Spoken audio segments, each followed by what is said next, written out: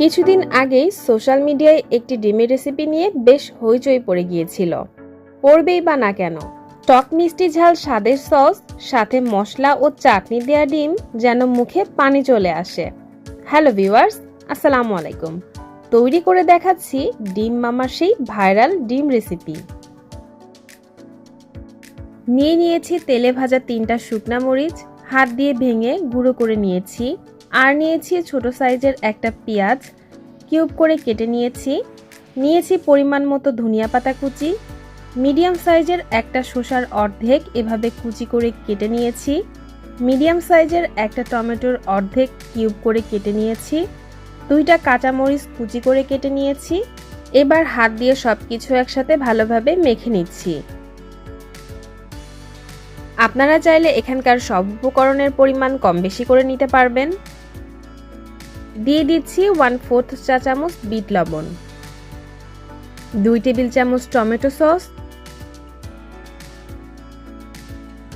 আর দিয়ে দিচ্ছি 2 টেবিল চামচ কাসুন্দি। এবার সবকিছু একসাথে খুব ভালোভাবে হাত দিয়ে মেখে নিতে হবে।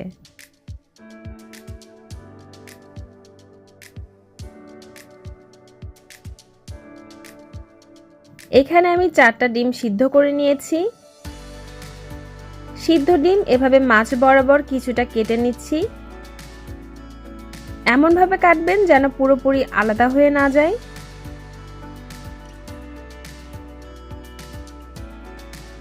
এবার তৈরি করে রাখা পুর চামচের সাহায্যে ভেতরে দিয়ে দিচ্ছি।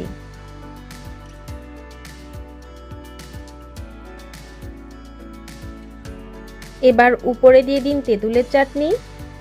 আমি এখানে প্রাণের তেঁতুলের চাটনি ব্যবহার করেছি, আপনারা চাইলে যে কোনো ব্র্যান্ডের তেঁতুলের চাটনি ব্যবহার করতে পারেন।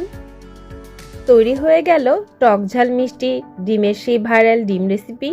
যারা নতুন কিছু ট্রাই করতে পছন্দ করেন তারা আজকের এই রেসিপিটি ট্রাই করতে পারেন, আর আমাকে কমেন্ট করে জানাবেন যে আপনাদের কাছে আজকের এই রেসিপি কেমন লেগেছে।